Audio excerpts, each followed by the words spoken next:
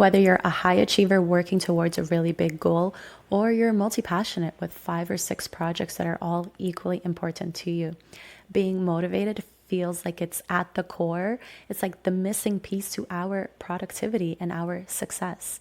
And so in this episode, we are unpacking the psychology of being motivated so that by the end of this episode, you understand exactly what is driving your motivation and how you can work with it moving forward. Let's get right into it. This is The Self-Led Leader. I'm Dr. Christina Ady, and in this show, we explore how your beliefs about who you are and what you're capable of determine the results that you're getting. Every week, we go beyond your skills and strategy to explore the psychology of how you operate and how it's been limiting you so you can finally achieve the goals you didn't think you could. Let's get into today's episode.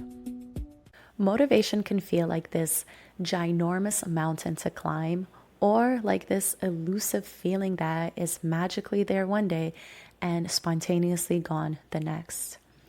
It is so incredibly normal to have motivation, to have energy, to feel excitement towards something like a project, a task, a goal that you have, and then suddenly feel like it's completely gone. Whether you've tried to hack your own motivation through productivity or more confidence or trying to be more competent in that topic, you may have found that this just hasn't worked. And so when it comes to the psychology of motivation, it's important to understand that motivation is typically broken down into 2 camps. We have our intrinsic motivation, which is when you are driven by internal factors, and extrinsic motivation, which is when you are driven by external factors. So when you are intrinsically motivated, you care about your task because of your own personal reasons. Maybe you want to take pride in the fact that you've set high standards and achieved them. You want to feel a sense of accomplishment, a sense of progress. You enjoy learning. You enjoy working towards things. You feel good doing the things that you set out to do, regardless of whether or not someone else sees it, recognizes it, or sees the value in it the way that you do. If you're extrinsically motivated, you are driven by the external factors that are important to you. This can look like a promotion, recognition, praise, or acknowledgement from other individuals, especially at work. This can look like getting recognition for the hard work that you put in from your supervisors or your team. It can look like getting that promotion and feeling like all of your hard work finally paid off because you got the recognition that you deserve and that you've been looking for. It's important to understand that neither one is better or worse. One is just a better fit for you. Now, naturally, all of us fall on the spectrum of being intrinsically to extrinsically motivated. All of us fall somewhere on the range and tend to lean towards one more than the other, generally speaking.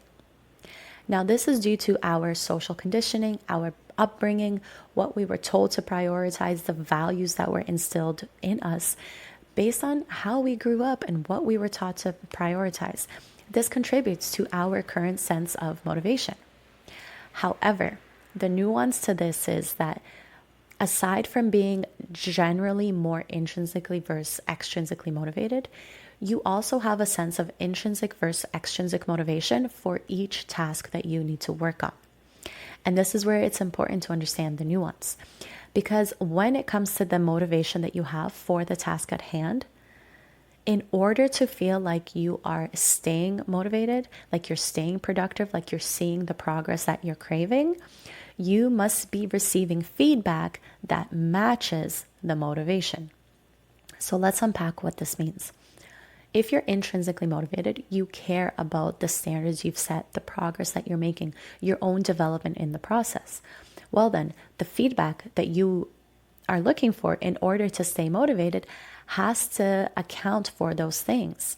It has to show you that those needs, those motivations are being met. So that looks like tracking your own progress, celebrating your own wins, recognizing how far you have come. The typical advice that you hear in the personal development space. Yes, it is applicable when you are intrinsically motivated. If, on the other hand, you're extrinsically motivated, you are driven by the external factors like the recognition, the job well done from other individuals, the acknowledgement of your progress. Well, the feedback that you receive must match that. So if you're only looking at your own work and trying to figure out if you've made enough progress, you will continue to feel dissatisfied because you are lacking the external feedback that you need in order to feel like you're making the right progress. The two must match.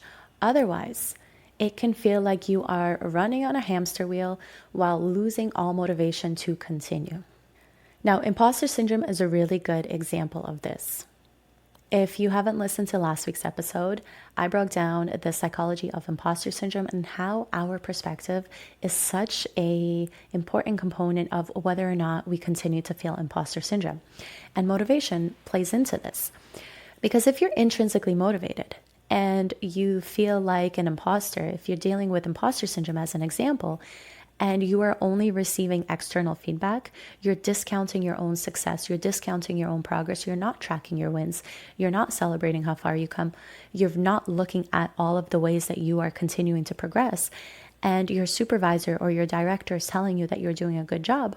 Well, the feedback doesn't match the internal source, and so you'll discount it, and you won't believe it, and it won't make you feel motivated.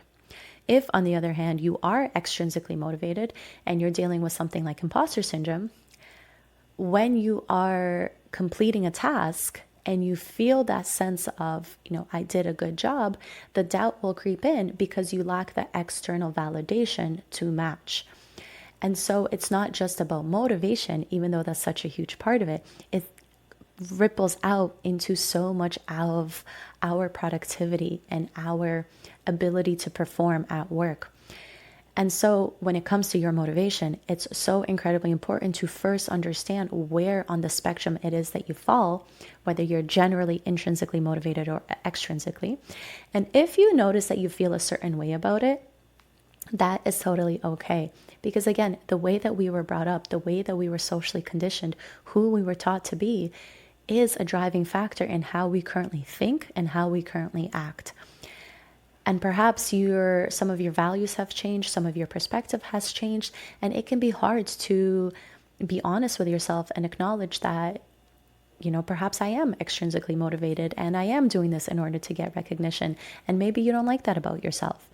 Or on the other hand, maybe you were taught that hard work only matters if it's validated and recognized by others, and maybe you're intrinsically motivated and you feel like you're wasting time feeling pride in the work that you've done that no one else has seen, right?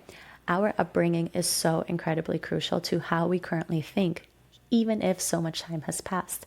So be honest with yourself as a starting point.